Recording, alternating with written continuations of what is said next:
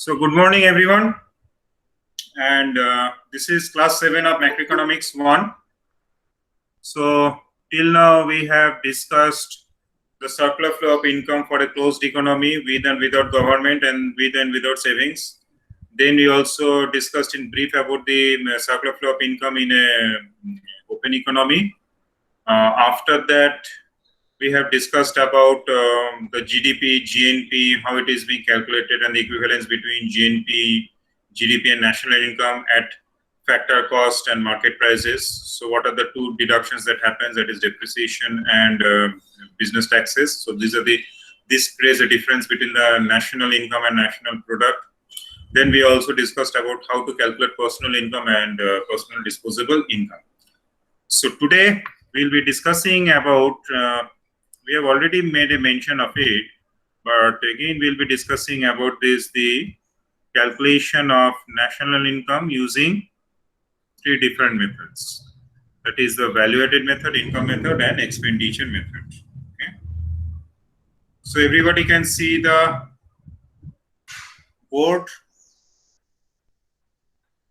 Yes, sir. Okay. Yes, sir.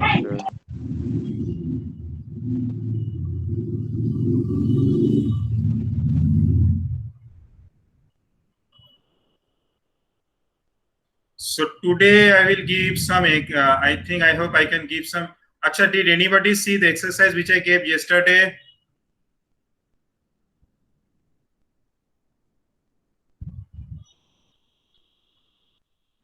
No one, it seems. So measurement of national income.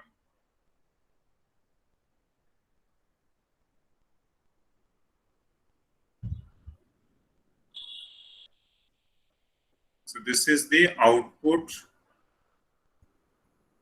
or value added method. So the output or value added method, one more name of this method is product method.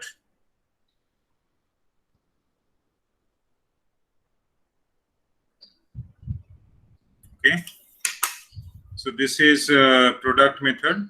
Now, when we are going for this output or value added method or product method, the calculation is divided into sectors. Okay. So there are three sectors of the economy that comes up when we are calculating national income using the output or value added method. So one is the primary sector.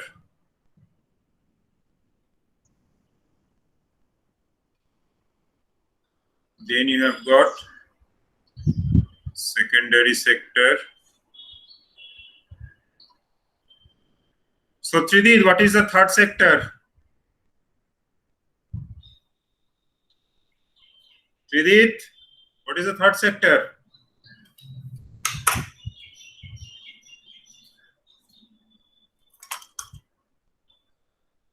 Tertiary sector. So, in the primary sector, we consider the value of, so here you must remember one thing, that we are calculating the value of only the final or the finished product. Ready for final consumption or disposal. So here, when we are talking about the value added of the final or the finished product, we mean that that product will not be used further in the production process of any other product. That means we will not be calculating the value of the intermediate product or raw materials. Keep this thing in mind very clearly. So let's say if I talk about something which is rice, okay. So rice, output value of rice, okay. So we will be calculating the output value of rice. Now, output value of rice, you have to keep in mind one thing. Let's say you are now buying rice for cooking it and eating it at home. Then in that situation, I will be considering the value of rice as the final product. But let's say I'm using that same rice to process it further into what? Rice noodles. Okay? Or to process it further into what? Idli. Snack material. Then I will not be considering the value of the rice, because in this situation, rice is being used. In this situation, rice is being used as a intermediate good or a raw material in the production of either rice noodles or idli. So I will be calculating the value of rice as the final product only in the first case, whereby I am cooking it and eating it. So final disposal happens. But in case of idli or rice noodles, I will not be considering, because rice is still being used as a raw material or an intermediate good. Keep this thing in mind very clearly. Okay. Now, one more example can come up in this sense. Let's say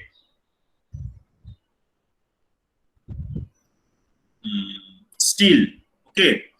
So you are using, so let's say you are using steel. So you are buying, let's say, the steel sheets. Okay. So you are buying the steel sheets, and then you're using the steel sheet for your roofing. Okay. So you are using steel sheet for roofing. Then that steel sheet will be included as a finished product, because now you're using steel in the roofing of the house. But if you use that steel sheet to make boxes, okay, trunks or boxes, or let's say you would like to make some something other things. Let's say you'd like to make a cart, steel cart. Then that value of steel sheet will not be considered as a final product, but it will be included in the value of the box or container or the steel cart. So now coming back to our discussion, so in primary sector, we'll consider the value of what? We'll consider the value of the goods that are produced in agriculture, fishing, forestry, mining. Okay. So we consider the value of the final or the finished product that are produced in the agriculture, fishing, forestry, and mining. Okay. So previously what used to happen in earlier years, mining was considered as part of the secondary sector, but now mining is considered as part of the primary sector. In secondary sector, we consider what? In secondary sector, we consider the value of the goods that are manufactured. Basically, we consider the value of the product, again the finished product, in the industrial sector. And the tertiary sector, we consider what? Tertiary sector, we consider something which are, let's say, trade, transport, communication, services, then these IT, education, health, consultancy, etc., etc. Okay. So for the purpose of measurement of national income, we divide the value, or we categorize the output into three sectors.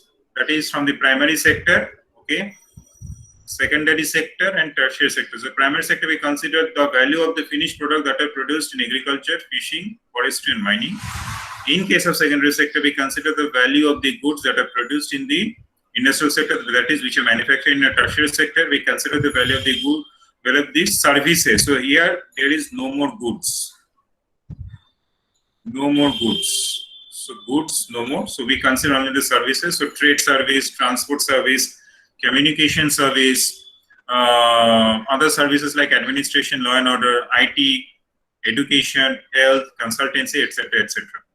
Now, as I mentioned very clearly, that here in this case, there when we are measuring national income by the output or value added method, then there arises the problem of double or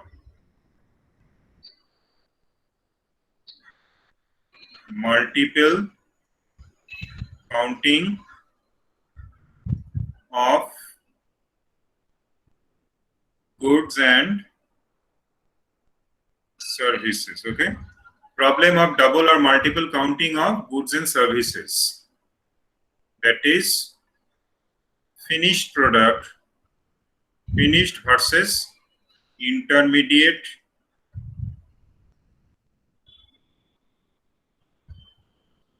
goods.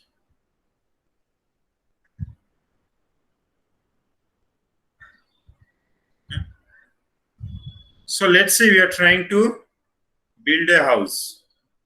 So house is the final or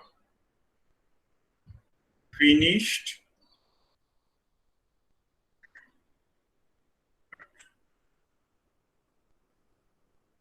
so what are the raw materials we use? First raw material is brick, then you have got sand, cement, iron bars, stone chips, okay, wood, okay, bamboo, then plaster, okay, paint, then steel for manufacturing grills, glass for window panes. What else? Students, what else do you need for for building a house? Sir, roof. Huh? Roof. Roof, you require roof. So how do you get roof? Directly. So I'm considering a concrete Rod. house where I'm not considering that this steel roofs or asbestos sheets. Okay, so I'm considering like a cement roof, concrete roof, not cement roof, cement concrete roof. Okay, so now all these materials are manufactured either in primary sector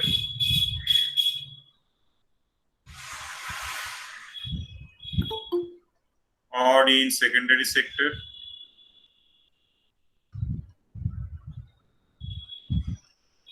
Okay.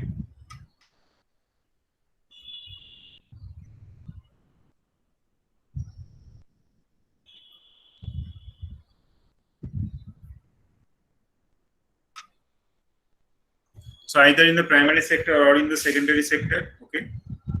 Apart from that, you also use certain labor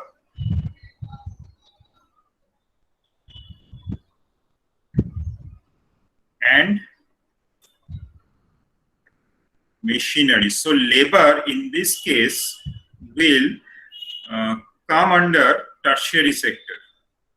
Okay, so because you are using the labor services. Similarly, for machinery also it will come under your tertiary sector because you are using the services of the machinery. Now observe this thing. So when you are building a house, okay. So let's say first of all, before building a house, you get all these labor services. So these are available before you build the house: labor, machinery, brick, sand, cement, iron bar, stone chips, wood, bamboo, plaster, paint, steel, glass. Sorry, excuse me. Now the question is this: will you also include the value of these raw materials, that is brick, sand, cement, iron bar, stone chips, wood, bamboo, plaster, paint, steel, glass, then labor and machinery as they stand, so on a standalone basis, that is individually, and then after you add up these values of these raw materials in itself, and after this you also add to it the value of the housing? Will you do that under the value added method, or will you do something else? No, sir. Suraj? No, sir. Okay. So this is where this double counting thing comes into play. Since the brick and all the raw materials and the labor and machinery services are used in the manufacture of, in the building of a house, so you cannot separately or individually consider the value of these raw materials, because these value of the raw materials are already included in the house. Okay. So house is what? House is the sum total of all these goods and services, plus after you manufactured the house or after you built the house, house will start providing you some services. So those services are residential services or accommodation services. Okay. Now a question may come up. So it takes, let's say, 2 to 3 years to build a house. It takes 2 to 3 years to build a house. Let me get to know the next page.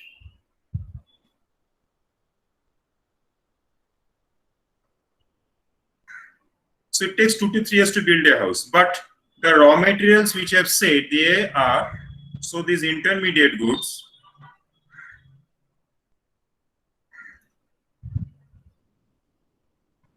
used in the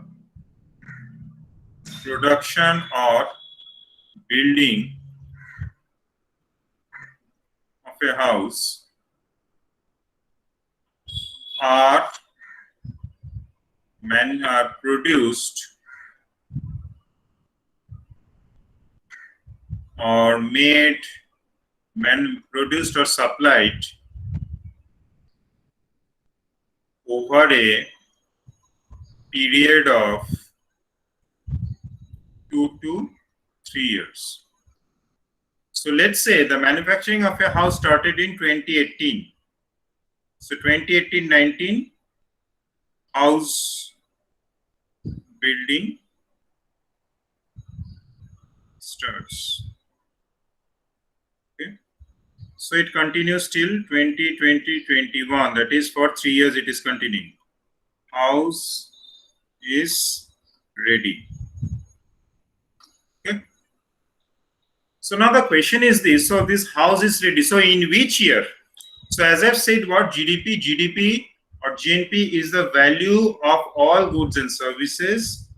So if I consider GDP is the value of all goods and services produced in an economy or a given geographical region in a given time period, which is a year. Now I can see now this house is being built over a period of 2 to 3 years, starting from 2018-19 and ending or becoming ready in 2021. Then now the question comes, how will you include the value of house? Okay. How will you include the value of house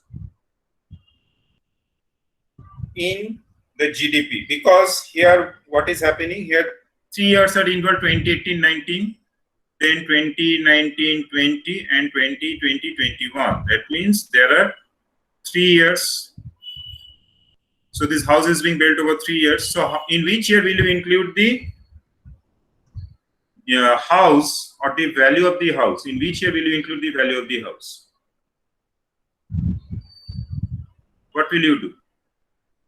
So in this case, what happens that we don't consider the value of house just in 2021. Okay, so one of the way by which we can calculate the value of the house, that means we are not considering the value of, though it is ready or fully built in 2021, we don't consider the value of house just in the GDP of 2021. So how do we do that? We see that this house is being built over a period of 3 years. So 3 years GDP are involved, 2018, 2019 and 2020. So we will consider the part value of the house or the portion, the value of the portion of the house that has been built in that particular year. whether 2018, 2019 or 2020. So let's say the value of the raw materials which has been used in the building of the house in 2018 was 5 lakhs.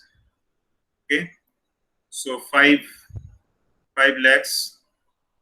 In 2019-20, let's say it was 10 lakhs. Okay, and in 2021, let's say it was again 12 lakhs.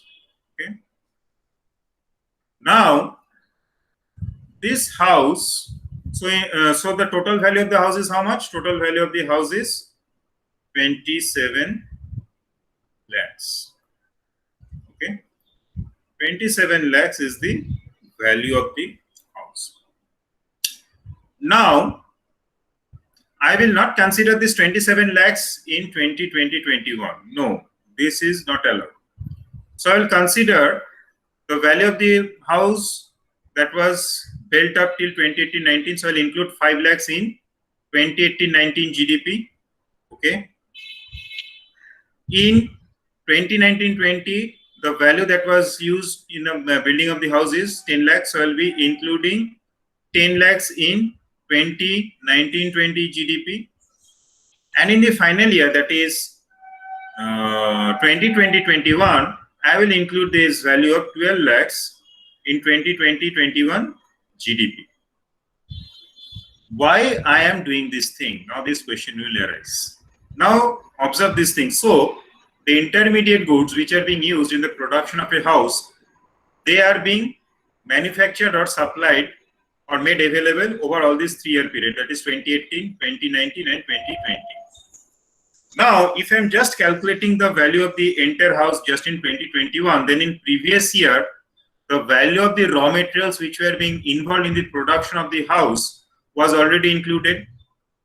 Now, again, I am including all the value of these raw materials from these previous 2 years in this current year, that is 2021. So, what will do? It will lead to double counting or multiple counting of the house in terms of the house being built in 2021, because the value of these raw materials were already included in the GDP of 2018 and 2019, because that house was not totally ready. But since the house became totally ready, but complete in 2020-21, so I'm now including all the previous year raw material value in this 2020 or 21 GDP, which is not right, because that will lead to double counting. Okay, I've already considered the values in the previous 2-year GDPs. So to avoid double counting or multiple counting, I will account for that portion of the value of the house which is built in a particular year, that is either 2018 or 2019, including the raw materials as well as the value of the labor services and the manufacturing services, okay, that were involved in the transformation of these raw materials into the final product, which was built in part over a period of 3 years.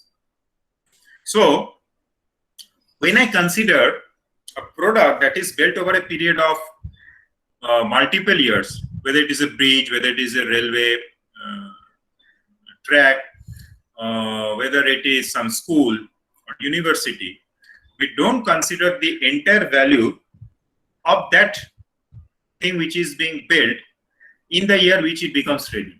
So we consider the part value, that is a portion of the value that was created in a given GDP, in a given financial year for which the GDP is being calculated, and then we consider when it is ready in that, let's say in 2021, we only consider the part value which has been involved in the production or the completion of that house in 2021.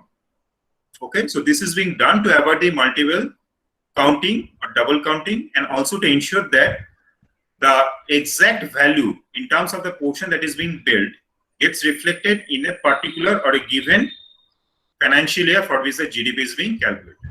Okay. Now, a question that comes.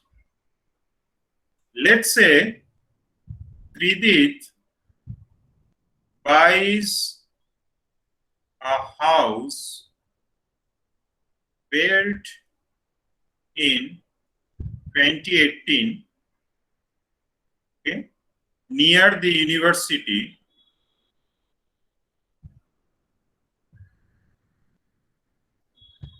on 5th September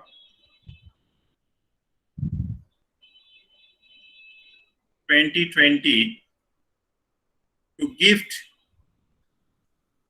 to locum, so that locum doesn't have to stay in a rented house. So locum can stay like a king in this house. So Tridit buys a house built in 2018 near the university on 5th September 2020. Or I should not use buys, I should write it bought. So Tridit bought a house built in 2018 near the university on 5th September 2020 to give to locum. So will the value of the house be considered in GDP of 2020? Tridit, tell me.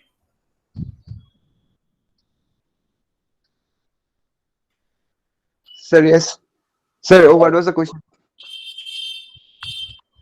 Oh, so we'll Read it. I have written very clearly. Everybody read it.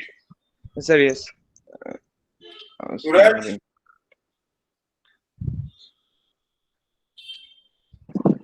Yes, sir. why? Because the house was already built in 2019. So why should I consider it in the GDP of 2020? Because on that particular year, the house was sold to locum. Now you gifted to locum. You bought it from someone else. You gifted it to locum. You like locum very much. Yes, sir. Anyone else? Sir, if it is not a second-hand good, then we will include the value of the house in 2020 GDP. But if it is a second-hand house, It then is already a second-hand house, boss. It was completed in 2018. also it will lead to double counting. Then we will not be able to we will not include the value of that house Then in 2020. what should we include? What should we include in the GDP of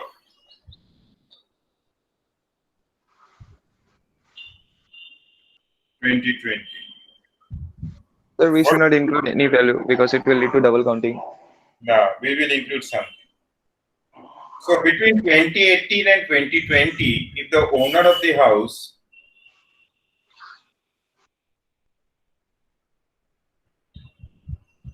that owner of the house has made, before selling, certain modifications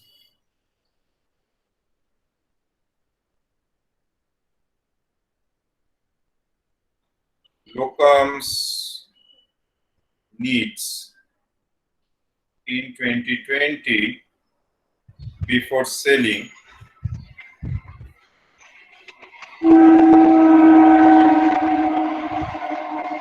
this is becoming really so 2020. Okay,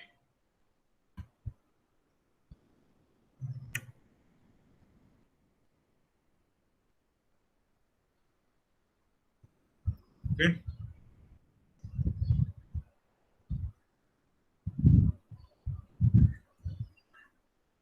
So 2020 before selling to Tridit. So any modification, so this now is a addition of value to the house in terms of modifications that was carried out in 2020 before it was sold to locum. So this will be included. And something else, brokerage services. So Tridit used a broker to search for the house and the broker facilitated the transaction. So the broker charges some amount of money from Tridit as well as from the owner of the house. So the brokerage services will be included. And one more thing will be included, which is not valued in market terms.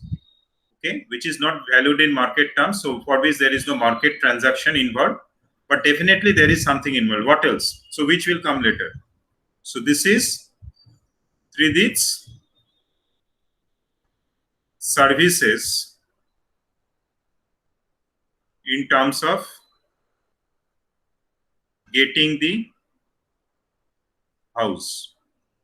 So this is a non-market transaction because this is not being valued, or 3D did not charge locum for that. So this is something known as the goodwill service. Okay. So these are certain things which will be included in the GDP of 2020.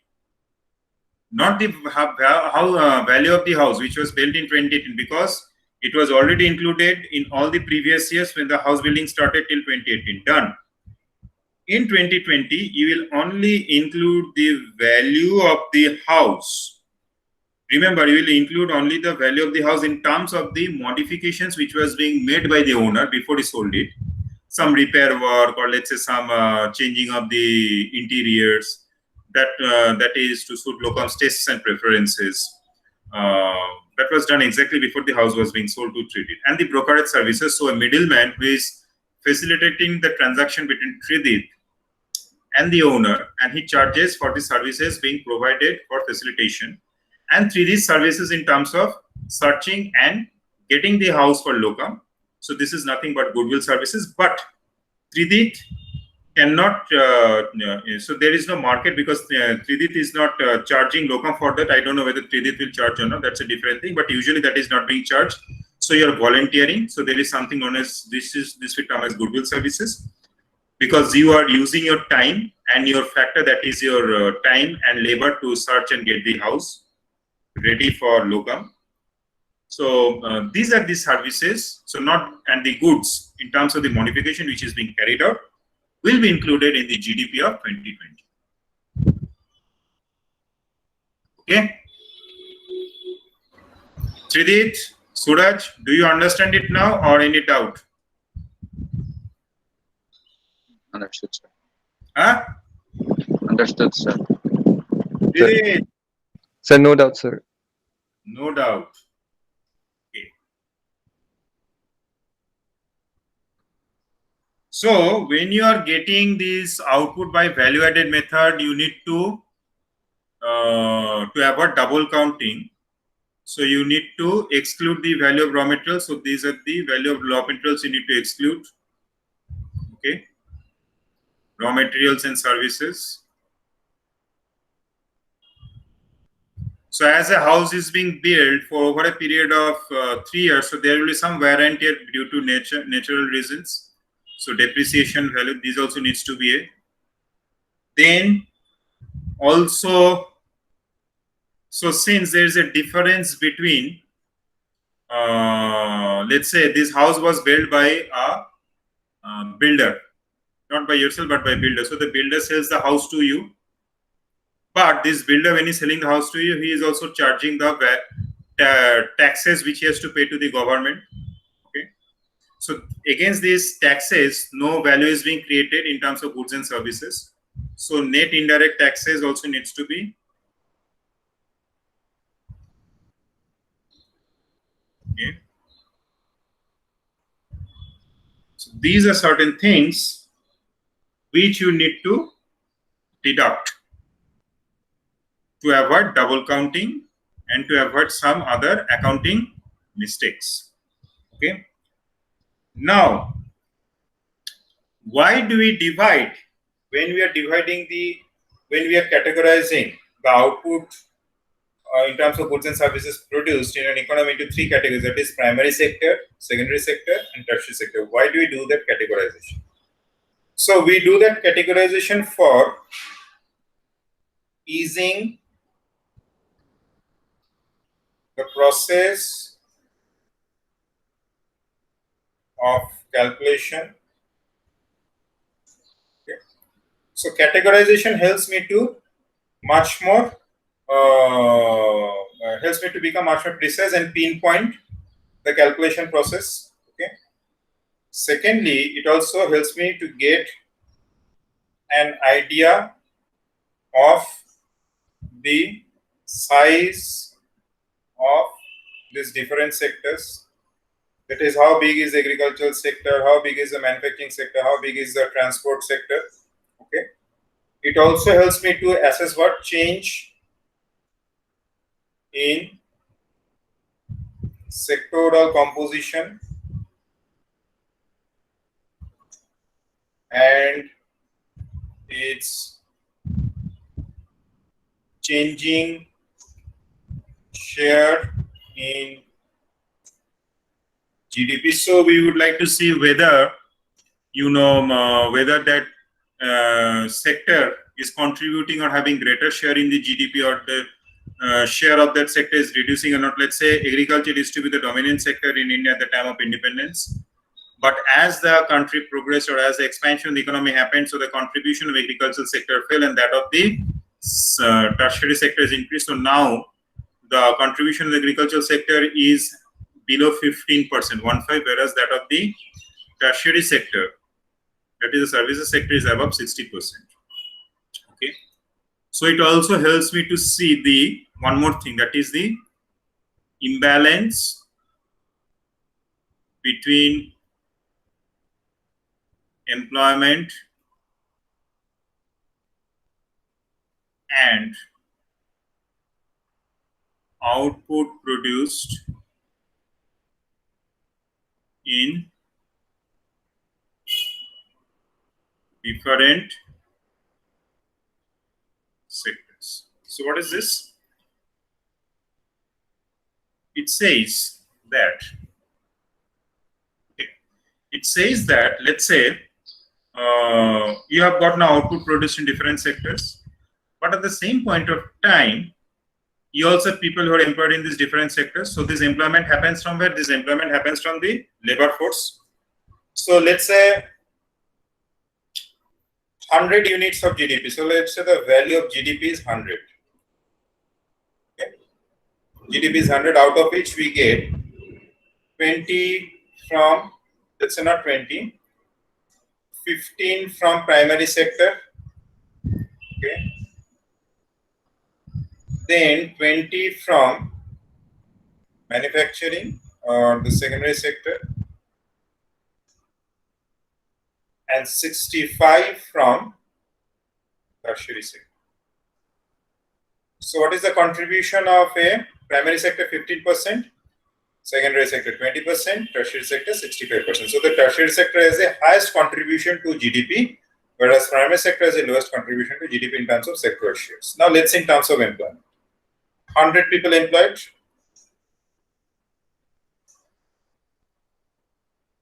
100 people employed. So out of 100 people, let's say 55 are employed in primary sector. Okay, fine. 15 are employed, let's say, in secondary sector. That's okay. And 30 are employed in tertiary sector. So what is happening? Out of 100 people employed, 55% of them are employed in primary sector, 15% in secondary sector, and 30% in tertiary sector. Now you can see the sectoral share of GDP is not in congruence or is not in match with the sectoral share of employment.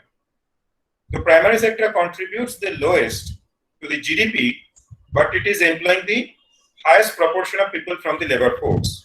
On the other hand, secondary sector is employing the lowest proportion of people. Even if you look in case of tertiary sector, it is almost half of that employed in the primary sector. So 30% vis-a-vis 55%, whereas the contribution of the tertiary sector to GDP is more than 4 times that of more than 4 times that. So tertiary sector employs almost half of that employed in primary sector, but it contributes 4 times that of primary sector. So that means what is happening? There is imbalance between the employment and output produced in different sectors. So there is imbalance between the employment and output structure. So that means there is more pressure on primary sector. So 55% employed in primary sector, that is contributing just 15% to GDP. So what does it mean? That means the people who are employed in primary sector, they are getting less remuneration, or the factors that are employed in primary sector are getting less factor income compared to those employed in tertiary sector and secondary sector. So the sectoral composition or the breakdown of the value added in different sectors helps me to get an idea about the distribution of income to the factors of production who are involved in employment across different sectors, and hence the inequity that arises because of this imbalance between the employment and output structure.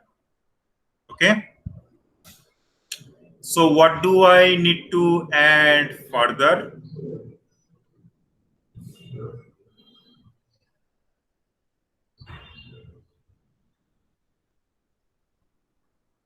Okay, so now there are certain precautions. So what are those precautions? First precaution is this: let's say you're staying in your own house. Okay, so you could have rented a house, paid rent, and stayed there, or you can stay in your own house and lose the rent which you could have earned by not renting it to someone else. So there is a concept of imputed rent. So what is this imputed rent? This imputed rent is nothing but the services which you're enjoying, by staying in your own house rather than renting a house from someone and paying the rent and staying in that second house.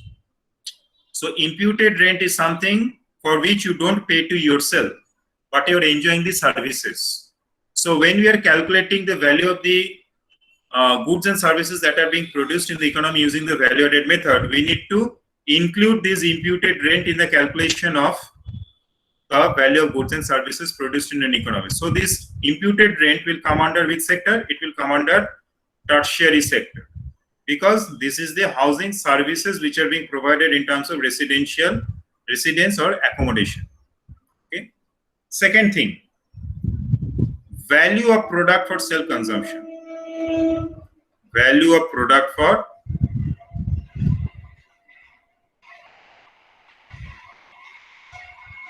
self-consumption. So let's say Peter raises some chicken. Okay, Peter is raising some chicken, which when they grow up into hens, they give what? They give eggs as well as meat. Okay, they're giving egg as well as meat. So Peter is consuming all those eggs and meat. So they are not being sold in the market. So Peter is using those eggs and meat for self-consumption, but they are not included in the GDP. Why they are not included in GDP? Because Peter is not selling them in the market, so there is no market transaction involved. So we need to add, or we need to include the value of those products which are used for self-consumption by Peter in terms of eggs and meat in the total value of goods and services produced that we are calculating by the value-added method. Okay. C, brokerage, which I have already mentioned. So when you are involved, so when a middleman or intermediary is involved in facilitating transaction between two or more people, as in the example of the house that I gave, which Tridit bought for locum near the university. So the brokerage services also needs to be included. And in this situation also, let me tell you that Tridit's goodwill services, the value of the goodwill services also needs to be included. Because Tridit is providing that service for free, but there is already some sort of an imputed value. So that imputed value also needs to be added to the value of goods and services to get the exact picture of the GDP or GNP by the value-added method. Because ultimately those services are being consumed. It is not that they are just vaporizing or evaporating. Those services are being consumed. So Tridit's goodwill services have been consumed by Locum. Locum did not have to go on his own. Locum actually got the goodwill services of Tridit. Tridit got these brokerage services of some intermediaries. So they need to be included, or they need to be given some market value or some imputed value and included in the calculation of the value of goods and services produced by the value added method. Okay. Now, what do we need to exclude? So these are the inclusions. What are the exclusions? Value of old goods or second-hand goods, which I've already mentioned. Okay. Next, do-it-yourself exercise. So I'll write this as DIY, do-it-yourself exercises. That means you're cooking for yourself, you're polishing your own shoe, you're cleaning your own clothes. They will not be included in the value of output or value of goods and services. Okay. What next? Value of intermediate goods to avoid double counting. Okay. So by maintaining and carefully perusing, carefully going through this list of inclusions and exclusions and acting accordingly, we can get a more precise picture of the value of goods and services that are produced in an economy in a given time period, which is a given financial year, using the value-added method or the output method or the product method. Okay. So we stop here today. Any questions, students? Yes, sir. Trideep, did you understand?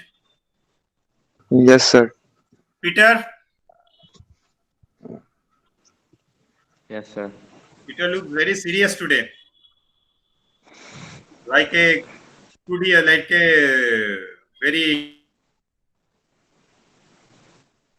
nerdy student. He's not today looking like a nerdy student. Okay. So that's it for today, and see you tomorrow. I will send today's and yesterday's video. I could not send. I was got little bit bogged down in something else. So I'll send the videos of today's and yesterday's classes along with this board work for the previous classes and today's class to your Google Classroom account. So kindly go through them, and if you have any clarification, do bring it to my notice. Okay. So thank you sir. again, and have a good day. Thank you, sir. Thank you, sir. You too, sir. Thank you, sir. Thank you, sir.